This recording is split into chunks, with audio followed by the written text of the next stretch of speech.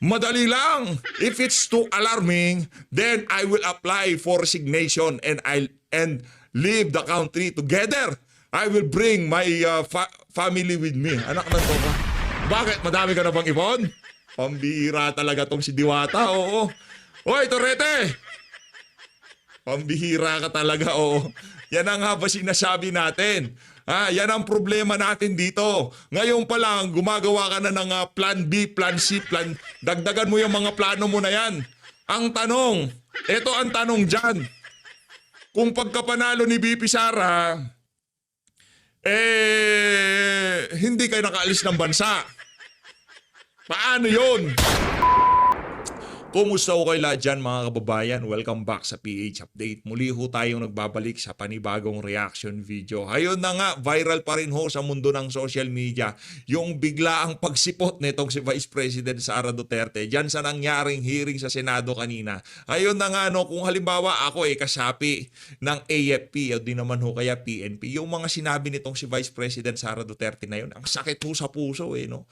Pero naniniwala naman ho tayo na marami pa rin sa mga kawani ng AFP at PNP hindi ho sang-ayon doon sa ginawang pagkidnap ng administrasyon itong si Marcos Jr. dito kay dating Pangulong Rodrigo Duterte at pinadala siya dyan sa Netherlands. So, naniniwala tayo, marami ho ngayong mga panahon na to. Yung isa nga, di ba?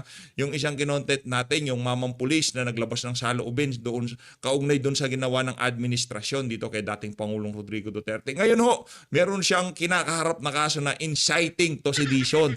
Kumbaga, sinusubukan pa lang, kumbaga, yung isang pulis, tumindig pa lang siya, kagad na ho siyang binara.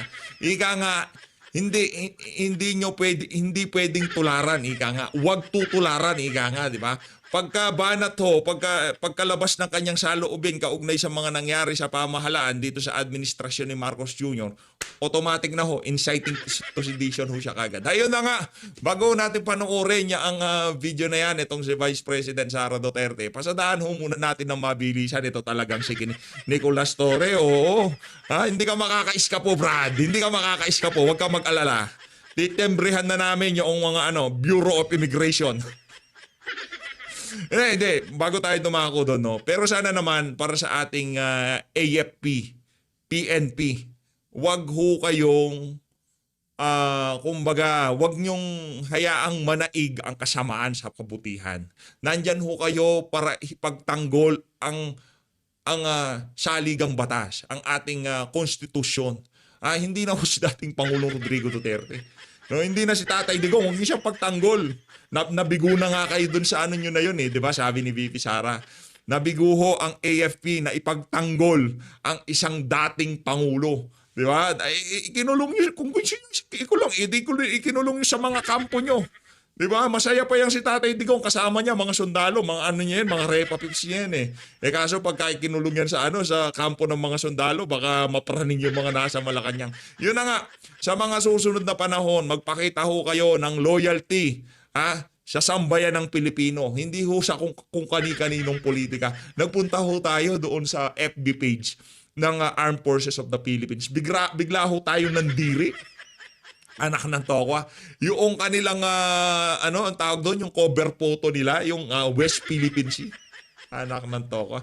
Yung internal issue ho natin sa ating bansa pagdating sa illegal na droga, insurgency, korupsyon, napakatindi ho. Bakit ho natin pinagtutuunan? Bakit ho natin ibinubuhos lahat ng enerhiya ng ating kapulisan o kasundaluhan dyan sa mga issue na yan na napakalayo naman sa bituka ng sambayan ng Pilipino? Rekta ho muna tayo dito kay General Diwata. Ay, naku po, ito ho muna pala. Itong kay Arnie Tebes. Pahiya na naman ho si Bonjing.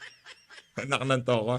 Extradition request ng Pilipinas para kay Arnie Tebes ibinasura ng Timor-Leste. Buti ba, third world country, kumbaga, sobrang hirap po. Hindi naman natin sinasabing sobrang yaman natin, Kumbaga, medyo maganda. Alos magkaparehas na lang siguro tayo ngayon, Timor-Leste, buti pa sila kahit na hindi ho sila mayaman na bansa, meron ho silang paninindigan. Ika nga kahit na yung nasa sakdal, dayuhan, binibigyan pa rin nila ng due process dahil nasa teritoryo ho nila nahuli itong si Arnie Tevez. Bakit siya nahuli? Dahil merong red notice. Ngayon ho, mapahanggang sa ngayon, nandyan pa rin ho. Dyan sa Timor-Leste, itong si Arnie Tevez. Yan ang problema kay Boying, inuuna yabang. Parang kailan lang sinabi niya, malapit nang maiuwi dito si Arnie Tevez. O ano kayo ngayon? Ibig sabihin, isang sampal sa pagmumuka ng Republic of ICC, ang ginawa na yan ng Timor-Leste. Parang sinabi sa atin, kaya nyong gawin to kung gugustuhin nyo. Ito hindi namin kanasyon, pero bibigyan namin siya ng due process. Kasi yun ang kailangan, kasi yun ang nararapat. Yun ang mensaheng nakikita natin dito eh. Parang sabi ng Timor-Leste, hindi nyo kailangan maging mayaman para magkaroon ng prinsipyo at paninindigan. Parang gano'n ho, di ba? Ganun ho yung naririnig natin na mensahe, yung leksyon na itinuturo ng Timor-Leste sa mga Pilipino. Hindi nyo kailangan maging first world country para magkaroon ng dalawang yagba. Di ba? Ito hong bansa natin, di ho natin malaman kung ano na nangyari. Ito, bumanat na ho itong si, ramdam na itong si Nicolas Torre. Ito ho, si IDG Chief Nicolas Torre plans if VP Sara succeed 2028 press election. Kalma! Baka magka-anxiety ka dyan. Huwag mo masyadong isipin yung pagiging Pangulo ni VP Sara. At alam ko naman hindi mo siya iboboto. Okay? Huwag mong isipin yan. Focus ka muna sa panggigipit mo sa sambayan ng Pilipino. Focus ka muna sa mga inuutos ng iyong amo. Dahil kahit utusan ka lang dyan, huwag kang mag-alala. Yan ang sinasabi namin. Ibi-baby ka namin. Ibi-baby powder ka namin. Huwag kang mag-alala. Madali lang. If it's too alarming, then I will apply for resignation and leave the country together. I will bring my family with me. Anak ng toka. Bakit? Madami ka na bang ipon? Pambihira talaga tong si Diwata, oo. Hoy, Torrete! Pambihira ka talaga, oo. Yan ang nga ba sinasabi natin? Yan ang problema natin dito. Ngayon pa lang, gumagawa ka na ng plan B, plan C, plan... Dagdagan mo yung mga plano mo na yan. Ang tanong, eto ang tanong dyan. Kung pagkapanalo ni BP Sara, hindi kayo nakaalis ng bansa. Paano yun? Dinamay mo pa yung pamilya mo sa mga kabangagang pinaggagawa mo sa posisyon mo dyan sa PNP. Ito, wala akong sinasabi, walang pagbabanta o kung ano pa man. Gusto natin mamuhay ng mapayapa at masagana yan si Nicolas Torre. Linawin natin kasi hindi lang, tayo naman, wala naman ho tayong masamang tinapay dyan sa mama na yan eh. Pero yung iba natin mga kababayan, di pang usapan naman yun. Si PH update, wala naman ang problema dyan. Kay Nicolas Torre, bahala siya. Di ba kung gusto niyang umalis, kung makakalis siya, ito umalis siya, ano problema? Wala ko tayong issue dyan. Kaso, ang problema dito, yung ibang mga kababayan natin, hindi naman ho natin kahalintulad na sentimiento. Yung iba sa mga kababayan natin, naku, gigil na gigil dyan kay Torre, gustong-gusto ho siyang kurutin, sa sobrang kakyutan niya. Heto, hindi nila ako maiisahaan. Ginawa ko lang naman ang trabaho ko. Trabaho mo bang manggipit? Trabaho mo bang labagin ang karapatan ng isang Pilipino, Torre? Trabaho mo yon. Yun ang trabaho mo. Yung tipong sabi ni Tatay Digong, papasukin niyo muna naman yung anak ko bago niyo ako dalhin kung saan-saan. Pakiusap niyo naman ako sa pinakamamahal kong anak na si Vice President Sara Duterte. Karapatan ho niya yon. Ano bang na-establish natin dyan sa nangyaring hearing sa Senado? Una, itong pinakamatindi dyan, buena mano, walang red notice si Tatay Digong. Pambihira, oo. Walang red notice. Si Tevez meron. Kumbaga, red notice, tapos yung status na iginawad kay dating Pangulong Rodrigo Duterte. Yun ho yun. Nakalimutan natin pangalan. Pero walang red notice. Pangalawa, nalabag ang karapatan ni dating Pangulong Rodrigo Duterte. Pangatlo, ito yung mga facts na na-establish. Wala nang mas tataas pa sa saligang batas. Pagka sinabi ng saligang batas, galangin ang karapatan ng kung sino mang mahuhuli. Kailangan mabigyan siya ng abogado, mabigay yung mga request niya. Kung may sakit siya, dapat ganito ganon, ganito ganyan, di ba? Napanood niyo naman, di na natin uulitin. Ang malinaw dito sa mga nangyari na to sa hearing dyan sa Senado, nalabag ang mga karapatan ni dating Pangulo Rodrigo Duterte. Kung matalino sila, mas matalino ako. Ay, hindi ka matalino, Brad. Ako kasi, ako lang ang nakagawa niyan. Ang papuntahin ang dating Pangulo sa dahig. Not even De Lima or Trillanes. Masyadong huwag mo sabing matalino. Kasi kung matalino ka, Tore, hindi mo gagawin yan.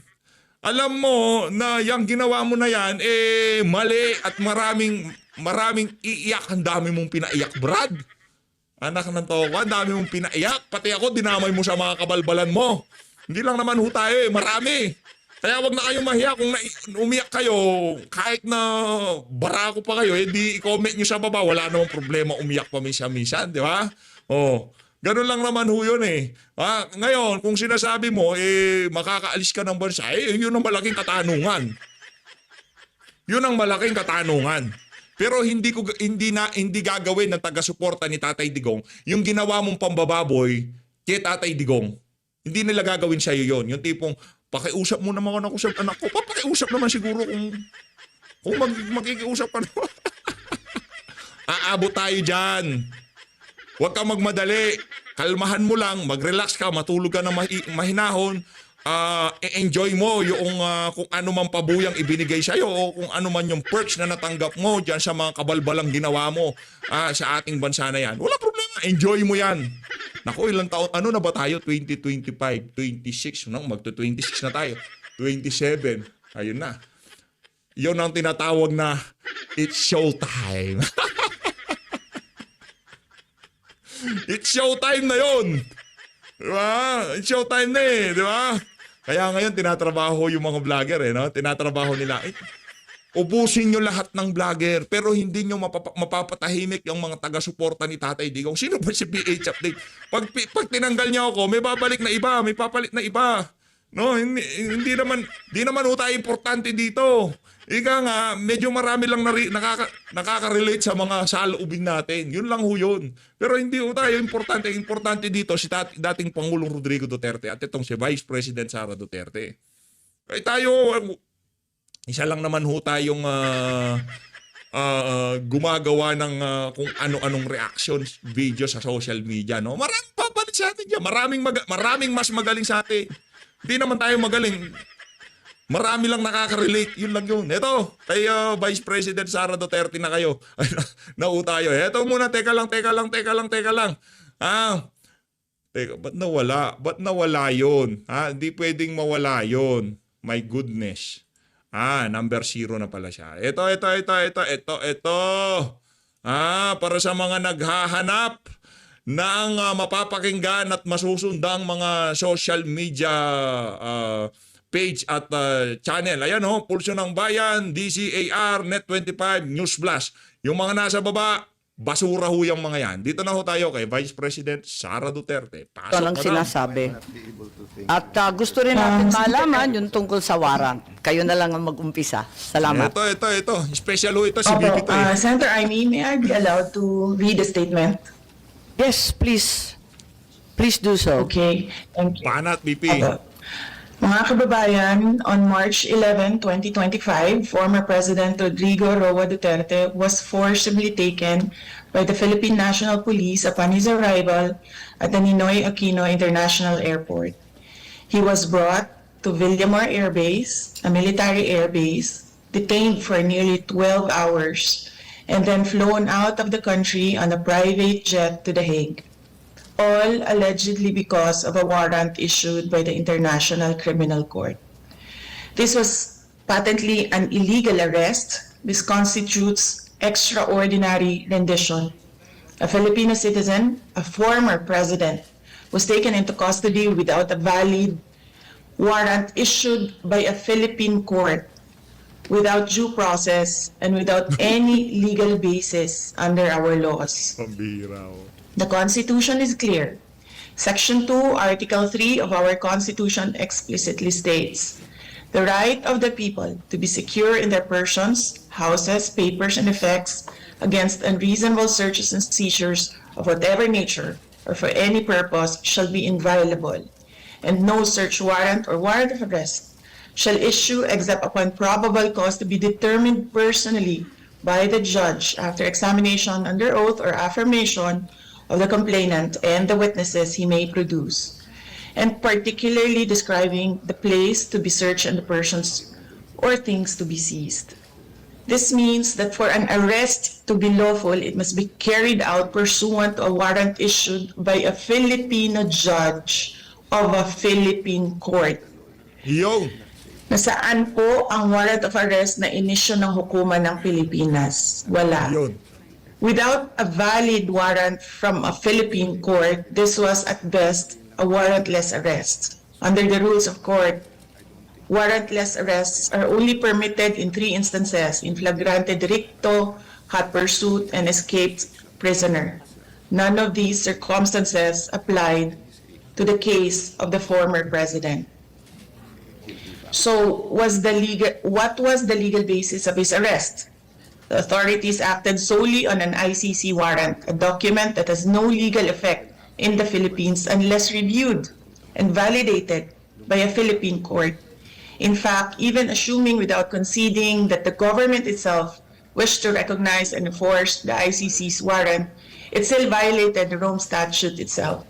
Even by ICC standards, the former president should have been brought before a Philippine judge to determine the validity of his arrest before he was handed over to a foreign court. Under Article 59 of the Rome Statute, a state party which has received a request for arrest and surrender shall immediately take steps to arrest the person in question in accordance with its laws and the provisions of Part 9, and shall bring that person before the competent judicial authority in that state. Yan ang sinasabi ko paulit-ulit nung nasa labas ako ng gate ng Villamor Air Base. Grabe, no? And why was this not done? If they claim to abide by international law and standards, then why did they conveniently choose to ignore this provision? The fact remains that we are no longer a state party to the Rome Statute. We are no longer a member of the ICC. The President himself wrote to me, with respect to your concerns, legal or otherwise, on the investigation to be conducted by the International Criminal Court into the previous administration's war on drugs, I remain steadfast in my resolve that the jurisdiction of the ICC over the Republic of the Philippines after the effectivity of its withdrawal therefrom is very much in question. To this end, this government will not assist the ICC in any way, shape, Teka lang ha, yung kay Lisa, wala ho tayong alam. Ayaw ho natin sakyan yung issue kasi mahirap na ho, baka masunog eh. Manawagan na lang. Kasabay kay Tatay Digong, sabayan nyo na rin yung bring Lisa home.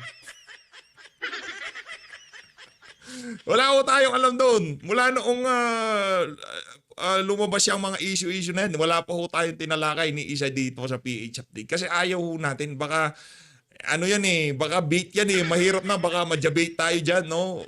Daldal tayo ng daldal dito, nasa Malacanang lang pala.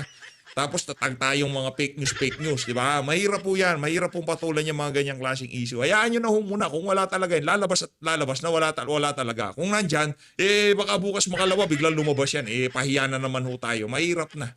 Huwag na ho natin sakyan, mahirap yung chismis para sa views, para sa clickbait.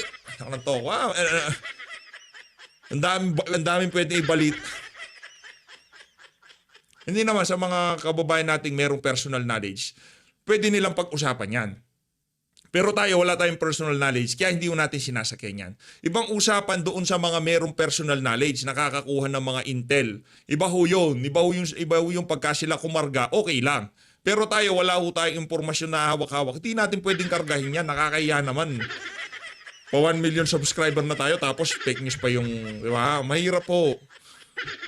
Mahirap. form. So if the government itself has declared non-cooperation with the ICC, why did the PNP violate this very policy and enforce a foreign warrant? Even granting for the sake of argument that we have some duty to cooperate with either the ICC or Interpol, does that duty override the fundamental rights of every Filipino enshrined in our Constitution? What happened on March 11, 2025 is not just about one man. It is about all of us. It is about the country. If a former president can be taken without due process, what stops them from doing the same to any other Filipino? Therefore, we must dare to ask more questions. Under whose authority did the PNP act? Why did they enforce a foreign warrant without a Philippine court order? Why didn't they at least bring PRRD before a judge, as required by the Rome Statute itself? Even more disturbing is the silence of the armed forces of the Philippines. Why did the AFP stand idly by while a former commander-in-chief was taken from a military base under questionable circumstances? Grabe. How could they allow a foreign tribunal to override on our constitutional guarantees? Nako. We have now lost a former president. I pray that we do not lose the country next. Your Honor, Senators Cayetano and Marcos and other senators present, alam naman natin lahat at alam nila na mali ang ginawa nila. Ginawa nila yun just to demolish political opponents. Real This is talk. all about politics. Politics. The administration is using government resources, the ICC, to demolish the opposition. Wala na tayong argument. Mali ang ginawa. Ang tanong ngayon, ano ang gagawin natin para maibalik ang dating Pangulo sa Pilipinas? Kasi nag-iisa ako ngayon dito na gumagawa ng paraan para Grabe. maibalik ang ating dating Pangulo sa ating bayan. Thank you. Ayun. Maraming Tuloy salamat natin sa ating to kasi- Vice President. Tuloy natin to kasi meron hong part 2 yung pagsasalita na yan, itong si Vice President Sara Duterte. Para meron ho kasi siyang sasabihin dun sa bandang huli na talagang napakalupit. Abangan lang ho natin ha. Magsasalita pa ho dito si Senator Alan Peter. At hindi kayo nag-iisa. Lahat tayo ay Naku. naghahanap ng solusyon sa napakakomplikadong pangyayari.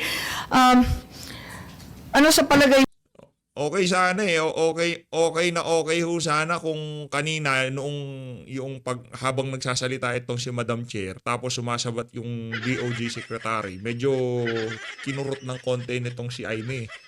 Tipong, teka lang, sasalita ako. Madam Chair ako dito, di ba? Oo, manahimik ka muna. Pag recognize kita, doon ka magsalita. Yung House of Representative. Ganong mga banatan ang gusto nating makita eh. Pero hindi ho tayo nakakita ng ganon. Ang dating sumasabat pa tong si Boying kahit di ba, nagsasalita talagang bira siya ng bira. mo yung nakita ninyong ICC warrant? Kailan ba ipinakita? May sinabi si Counsel o Attorney Medialdea na hindi daw pinakita kay Pangulo Duterte hanggang sa kahuli-hulihan at redacted form pa daw. Tama po ba yun? Yes, Honorable Senator Marcos, ang nangyari kasi, merong ICC warrant, it was diffused to Interpol, it was given to Philippine authorities. Hindi siya nagkaroon ng red notice, kaya yung ibang bansa, hindi nila alam, o wala silang notice na merong ganong warrant. Ang nangyari, ICC, Interpol binigay sa Philippine authorities, and the Philippine authorities or the Philippine National Police in-implement nila yung warrant diretso doon sa akusado, hindi nila dinala sa korte natin dyan sa ating Yung- bansa. Tama po. At yan ang pinag-uusapan namin kanina ni Executive Director Alcantara ng Transnational Crime na ang pinadala lamang ay isang diffusion. Ito ang kauna-unahang Ayun, pagkakataon na ang warrant of arrest was honored by a member state. Samantalang diffusion pa lang to, wala pang compliance review, wala pang ibinibigay sa secretariat ng Interpol, walang task force yung Interpol at walang kaalam-alam yung commissioner ng Interpol. Ang sabi nga ng Interpol, si Presidente Duterte ay hindi wanted ng Interpol. Wanted daw siya ng ICC. Pinadala lang daw sa kanila. As a matter of fact, under Article 97, Section 4 of Interpol's own rules on the processing of data, it is very clear that there are so many requirements before any action can be taken. Kung pwede, ipakita natin ang itsura ng isang diffusion versus isang red notice. Ibang-iba po yun. Ni walang red notice at yung diffusion, parang sabi nga ni VP, parang tinimbre lang sa mga kasama sa Interpol ng mga miyembro. Hindi dinaan sa mismong review. So, nais natin pag-usapan at tanungin kay Executive Director. Tama po ba yun? Diffusion is something not yet verified per the articles on processing data. Tama po ba yun? Kasi yan ang rules ng Interpol, hindi po ba? Ang diffusion po ay sa Article 97 ng Rules on Processing of Data is a standardized request Tama. to arrest, detain, or restrict movement Right. of accused. Ito. Tama, pero hindi Tama pa po. hindi pa siya verified, hindi pa siya naimbestiga at hindi pa nailalagay bilang opisyal. Wala pang task force, Tama wala po pang yan, tama po. compliance review. Pero hindi po ibig sabihin nun na wala siyang value. Pero Pareho po mismo yung Interpol sinasabi po sa atin na Etong si Mr. Interpol na. Walang red notice. Kumbaga ano lang yan, tinimbre lang sa inyo. Yung pagtimbre, talagang tinimbrihan pa lang. O yan, so pwede na yan, timbre na yan, o rekta na yan. first time daw na yung member state agad-agad in-acknowledge. Wala pa namang kaalam-alam. Ang mismong Interpol Secretariat, walang kamuang-muang kasi between states lang to, ICC lang at Interpol. whether it is a red notice or wanted person diffusion, obligado po tayong mag-comply. Hence, our job in the NCB is to distribute the diffusion notice. Nandyan, no? Pinapakita natin yung red notice sample versus yung diffusion order. Ibang-iba po, di ba, yung Magkaiba itsura? po, magkaiba po. Magkaiba, yung kay Arnie Teves yan, tsaka ito kay PRRD, ibang-iba po. Magkaiba po. Talagang hindi sila. Magkaiba. So, admitido po ninyo, walang red notice. Yung red notice po, wala po siyang red notice. Walang dumating, merong tinatawag po na O, tama. Red so, diffusion. kung ganun, sinasabi, tulad ng sinabi ni VP, maobligasyon ang ating pamahalaan mag-cooperate, tumulong sa lahat ng request. Yung request, hindi naman ang galing sa Interpol Pinapaliwanag nga ng Interpol. Hindi naman amin wanted yan. Ang sinasabi, Philippines is obliged to cooperate when in fact it came from ICC. Paulit-ulit tayo kanina sa ICC, walang jurisdiction dito sa Pilipinas. Ba't natin kinikilala? FPRRD was not wanted by Interpol. It was neither verified or approved. Hanapin mo sa Nako. buong database ng Interpol, walang lumalabas. Hanggang Wala. ngayon. Oh. It's not there. Hindi wanted si Tatay Digong. Walang red notice kagaya dito kay Tebes. Ang nangyari ho talaga dito napakarami hong kapalpakan na ginawa ng DOJ, PNP, AFP, Anyo, Gibo, Torre. Lahat ho sila nagsama-sama. Yung mga ogag-igang. Nagsama-sama ho sila. Kaya nakita yung pagdepensa nila dun sa mga kabalbalan nila na yan. Wala ho talaga silang lusot. Kahit na hindi ho natin bet itong si Amy Marcos, narinig nyo naman yung apelido, di ba? Ewan natin ba? Pero okay na rin yan na napag-usapan. At least, nagkaroon ng inisyatibo sa Senado na magkaroon ng ganyang klaseng pag-uusap. Pero again, di pa rin natin siya susuportahan. Okay? Di pa rin natin siya susuportahan. Isang tawag lang yan Brad, Bongit, Bakit ayaw niyong bigyan ng doktor ang matanda? Palabasin niyo yan dyan sa Villamor. Pagka di mo pinalabas yan, ako pupunta doon. Kukurutin ko sa Yasitore. Di ba? Di na iwasan tong napakalaking kaguluhan na to. Pero, Read out. pero very, very grateful ho tayo na merong isang, kumbaga nagkaroon ng pag-uusap sa Senado na nakita ng ating mga kababayan kung ano nga. Kasi yung iba ng mga panahon na yun, may trabaho, merong ginagawa, hindi nasundan ang buong kaganapan eh. Kumbaga yung mga paiyak-iyak na lang, yung mga drama-drama na lang sa social media nakita nila, yung tipong yung mga merong background sound effect eh. Pero yung kung ano nga ba ang nangyari, marami ho silang ika nga nalampasan na kaganapan. At diyan sa hearing na yan, nailatag ho lahat yun. The email address from the letter. Nakita mo yung letter? ICC ang nakasulat. Walang Interpol kahit sa mismong diffusion. Anong obligasyon ng Pilipinas? Kapag hindi tayo nag-comply sa isang diffusion, anong mangyayari sa atin? Hindi na tayo bahagi ng Interpol? Paparusahan tayo? May parusa po ba? Not necessarily. Hindi po ganon. Kapag diffusion, what will happen? Gaya po na nasabi ko kanina, ang diffusion po at requesting for looking for wanted persons, pareho lang po na ng red notice. Hindi po pareho yun. Ang hindi lang po siya- liwanag ang nito. pagkakaiba po niya- Kababasa mo lang ng Article 97, pambihira ka naman, Opo. sir. May pagkakaiba nga po eh. Kaya Kasi nga. yung red notice has to be processed by the... Pero di ba yung kay notices. Congressman Arnie Inuunggoy ho tayo nito. Inuunggoy ho tayo nitong mama na to. Talagang, kumbaga, nag-ano muna sila, okay? Ano tayo? Meeting muna tayo. DOJ. Ano yung ano niya, yung ahensya na to na under sa opisina ng presidente. Yan, diyan ka, DND. Diyan kayo, usap-usap tayo. Paano yung atakein tong hearing na to? Kahit anong atake nila, nung lumabas na yung eksperto sa ika nga, saligang batas, bigla tiklupan ho sila. Sabing ganun nung eksperto, with all due respect, Mr. DOJ Secretary, I beg to disagree. Davis, red notice na. Wala, Ayan, red notice. dinadaan pa rin sa proseso ng maliit at mahirap na bansa katulad ng Timor-Leste. Ayaw pa rin nila pumayag. Dahil ang sabi nila, dadaan muna ito sa korte natin. Ngayon tayo, lumundag tayo sa diffusion. Ano bang commitment natin? Anong mangyayari sa atin? Sinabi na natin, ICC has no jurisdiction.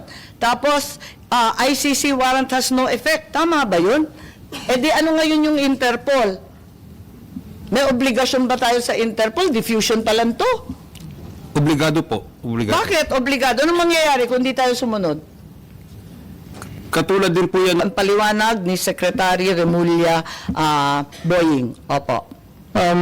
But when it comes to them going into the country, kung gusto nila pumasok dito upang manghuli at magpasagawa ng warrant na kanila pong na-issue po siguro ng ICC pagdating ng panahon, kailangan po itong dumaan sa ating court system. Ito po ay kinakailangan ng isang action to enforce a warrant, action to enforce a judgment. Kailangan po dumaan yan sa ating court system. Kaya hindi po namin pakikialaman kasi yan po trabaho ng Interpol kung talagang gusto nilang habulin yung tao na nasasaktal. Yung sabihin natin, nag-issue po na warrant of arrest ng ICC, gusto mo enforce ng Interpol dito, pero para ito ay matuloy at hindi ko magkaroon ng kasuhan, kinakailangan pumunta muna sila sa korte natin. There's some things that the Supreme Court would be looking at if what was alleged in the crime would have happened before we were still members of the ICC. That is one of the things that can be of importance to the courts when they do enforce a warrant, or if they will actually allow a warrant to be served in our country from an international tribunal. Ang problema nga ho ay meron po sinasabi mga kaibigan natin na well-meaning naman. May 200 families daw na gustong magreklamo pero ang hawak daw nila 8. Pero sa 8, ang makakausap nyo 2 lang. Tapos yung 2 pa, wala pa. Excited na ho tayo sa pagka nagkaroon ng oral argument doon sa habeas corpus na petition sa Korte Suprema. Excited na ho tayo kung paano ipagtatanggol. ano nitong si Boying Remulla, yung pamahalaan kaugnay doon sa ginawa nilang pagkidnap dito kay Tatay Digong. Excited na ho tayo, excited. Pang wala pa ibibigay na totoong ebidensya, napakahirap po talaga maghabol. Ang yung nag-hearing po ang Human Rights Committee ng Kongreso tungkol dito. At ang lumalabas po talaga, yung mga nangyari po kasing EJK nung panahon na yon, wala akong police report Walang police blotter, wala akong record. Kaya napakahirap po maghabol talaga. Ayun. Napakaliwanag at napakaganda ng paliwanag ni Secretary Boying na sa ICC man yan, Interpol man yan, dadaan yan sa Korteng Pilipino. Ma'am, ano yan Ang general rule talaga, pag may foreign judgment, you have to enforce it in court. However, itong nangyaring ito, ang ginamit po namin dito, Section 17 ng Republic Act. Hindi, ikaw naman Boying. Ang ginamit nyo dyan na motivasyon para mawala sa eksena itong si Tatay Digong. Yun ang ginamit nyo doon. Anong batas-batas? Wala nang batas-batas sa inyo. Di ba? Matakin nyo. Anong ginawa nila dyan sa KOJC? Hinukay nila yung basement. Anong batas-batas? Anong warrant na nakalagay doon sa warrant na Wala nang batas-batas dito sa bansa na to. Kung ano na lang gustong gawin ng mga nasa kapangyarihan, yun na lang nasusunod. Anong batas-batas? Nakaharap, abogado ko yung anak ko, papasukin nyo. Base sa batas, dapat papasukin si BP Sara. Pinapasok ba? Kasi wala namang batas. Anong batas-batas sinasabi nitong si Bonjing? Wala akong batas-batas dito sa bansa na to. Kung anong gustong mangyari ng nasa administrasyon, yun lang masusunod. Pagka sinabing kulong ang mga vlogger, kulong ang mga vlogger. Yun ang gusto nila. Anong batas-batas? Di ba? Hindi natin sila pwedeng pakulong kasi nagre-react lang sila sa mga ginagawa ng pamahalaan. Alam ko na. Patawag natin sila sa House of Representatives. Isa-cite in contempt natin sila. Problem solved. Ganyan ho sila. Ang tataba ng mga utak. 9851. 9851. Sabi ko po sa akin, ma'am, can I read the provision I think 98. Meron pa nalalamang 98. into the record? Into the record. Alam namin yan. But may read it into the record, ma'am. Boying naman, oh. Thank you. In the interest of ito naman justice, sa atin in the interest of justice, the relevant Philippine authorities may dispense with the In the fairness of justice, investigation or prosecution of a crime punishable under this act if another court or international tribunal is already conducting the investigation or undertaking the prosecution of such crime. Instead, the authorities may surrender or extradite suspected or accused persons in the Philippines to the appropriate international court, if any, or to another state pursuant to the applicable extradition laws and treaties. That is Section 17 of Republic Act 9851. So ito po yung option na sinasabi ko kanina. Yes, at yan yung pinag-uusapan natin kay Attorney Medina. Baka ibig ninyo mag-comment kasi mahaba po yung sinulat ninyo tungkol dyan. 9851, Section 17, at saka si Senator Cayetano. Unahin po natin na unang ma-recognize si Attorney Medina lang po. Yan, ito si lahat Attorney tayo, Medina. kabisado natin.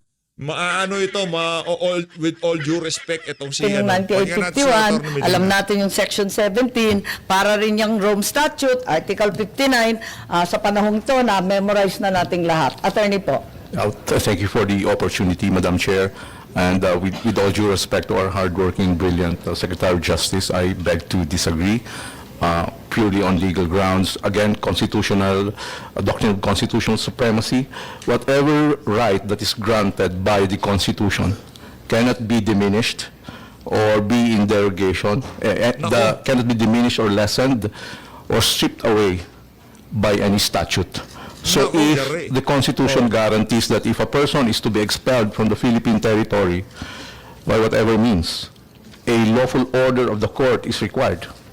That grant that grant of the Constitution, that protection of the Constitution cannot be lessened by any statute. So that, in that case, 9851.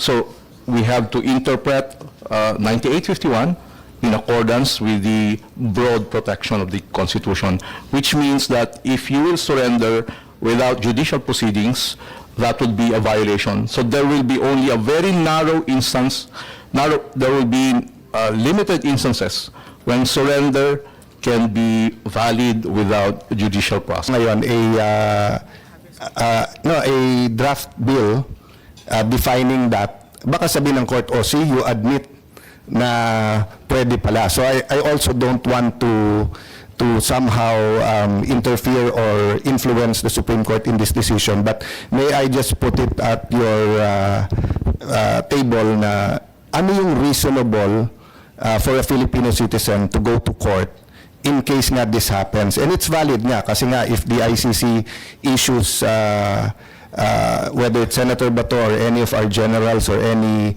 member of the AFP, I'd like them to be able to go to court to question whatever, identity, validity of, etc. Thank you. Maybe, Your Honor, we have to look at the perspective of how long this took for the ICC to come up with a warrant. This did not happen overnight. I believe that even Senator Bato has told you that he has received written interrogatories coming from the ICC. He's being given.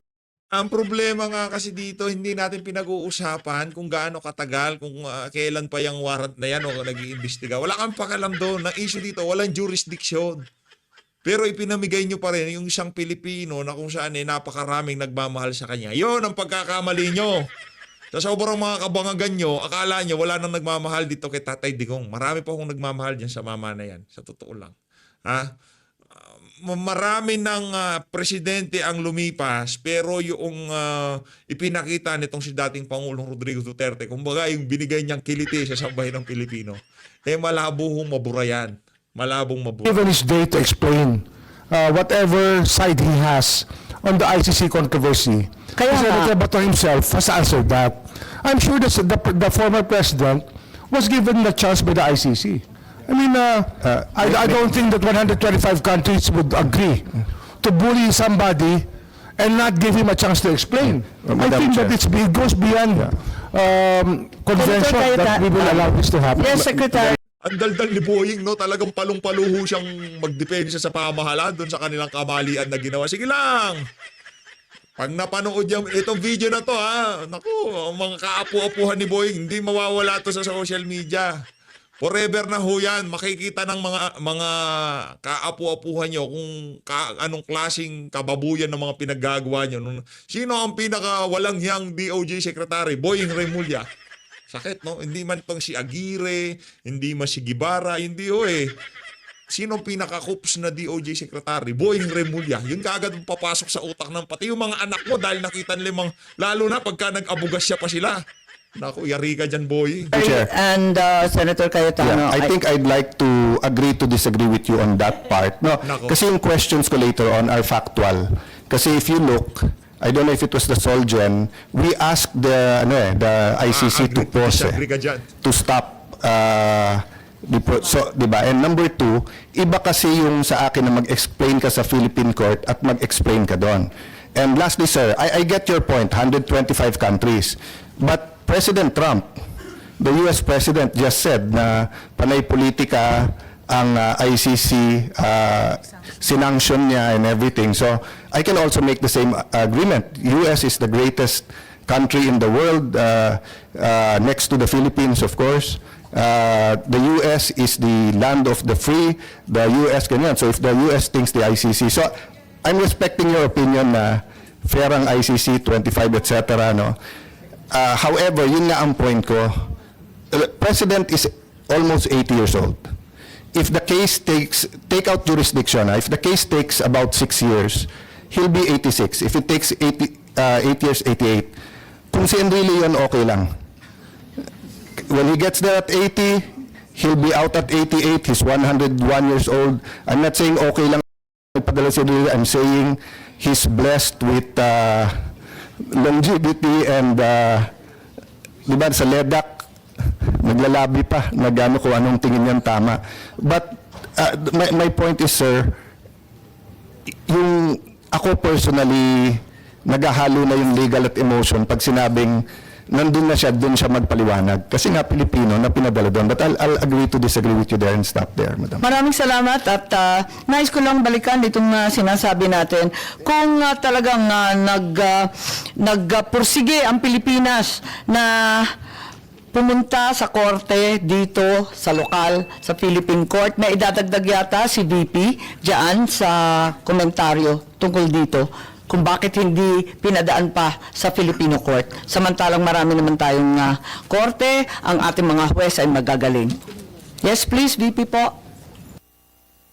Yes, thank you, Senator Marcos. Yan si VP, ito na, ito na. Ang gusto ko lang gawin is, unang-una, meron kasing document galing sa ating Pangulo papunta sa akin na sulat no, na lumabas dahil kinuha siya sa isang lawyers group chat. Hindi namin alam kung sino ang kumuha at inilabas siya. Gusto ko lang na isubmit ito as part of the records of this hearing kasi as a Filipino and as a public official, binasa ko yung ating protesta doon sa ICC at yung desisyon ng ICC. At nakita ko na wala talagang jurisdiction. Pero alam ko na merong ginagawang investigation dahil nabibigyan kami ng data or information galing sa mga law offices na ginagamit dyan sa loob ng Pilipinas sa pag-interview ng witnesses. Kaya kinausap ko unang-una ang Secretary of Justice noon. At dahil hindi paiba-iba yung sagot niya sa mga tanong ko, ang ginawa ko ay dumiretso ako sa Pangulo. Kaya yon. Ibig sabihin, 2023 pa lang ho talaga, ang mindset na nitong si Boying Remulla, talagang tablahin itong si dating Pangulong Rodrigo Duterte. Nabigyan ako ng sagot ng Pangulo at gusto kong basahin ang kabuuan ng sulat. Nakalagay dito, Dear Vice President Duterte, this is reference to your letter of 4 December 2023 as well as similar letters sent to members of the Cabinet, namely Secretary Jesus Crispin C. Remulla of the Department of Justice and Solicitor General Menardo Guevara on even date. With respect to your concerns, legal or otherwise, on the investigation to be conducted by the ICC into the previous administration's war on drugs, I remain steadfast in my resolve that the jurisdiction of the ICC over the Philippines after the effectivity of its withdrawal therefrom is very much in question. To this end, this government will not assist the ICC in any way, shape, or form. I am certain that all the members of my cabinet, including yourself, will echo my views on this matter. As it is my sworn duty, I will continue to defend and assert the sovereignty of the Republic of the Philippines at all times. Ngayon, naririnig ko po sinasabi ng ating Secretary of Justice na mabibigyan siya ng panahon na makasagot sa loob ng ICC. And that is clearly the Philippine government's position that there is cooperation with ICC. So kinikilala na nila ngayon yung jurisdiction ng ICC na wala naman kasi talaga. Because this is an extraordinary case of extraordinary rendition. At pangalawa, Senator Aimee, gusto ko na sumagot ang Armed Forces of the Philippines kung bakit nila pinayagan na mangyari ito. Because under the law, the Presidential Security Command is in charge of the security of former presidents. So bakit nila hinayaan na mangyari ito sa isang dating Pangulo ng ating Yan ang katanungan na hindi pa rin ho nabibigyan ng kasagutan. Bakit nyo pinahintulutan? Alam nyo naman palang meron kayong ganong klaseng mandato na iginawad sa inyo ng sambayan ng Pilipino na dapat protektahan ng dating presidente ng Pilipinas. Kaya ang AFP, doon sa entrada natin kanina, naniniwala tayo na marami pong matino dyan. Marami pong matino. Pero marami nga lang silang loan. Maraming matino kaso marami silang loan. Bayan. And finally, I request that I leave the Ayun na nga mga kababayan, dito na ho nagpaalam itong si Vice President Sara Duterte. Siguro isusunod na ho natin yung kanyang press con. Matindi din ho yung mga binitawan ni Vivi doon. As always, maraming salamat ho sa pag-support sa PH Update. All the way, Team Suka, Duterte, na huwag niyong kalimutan, Duterte.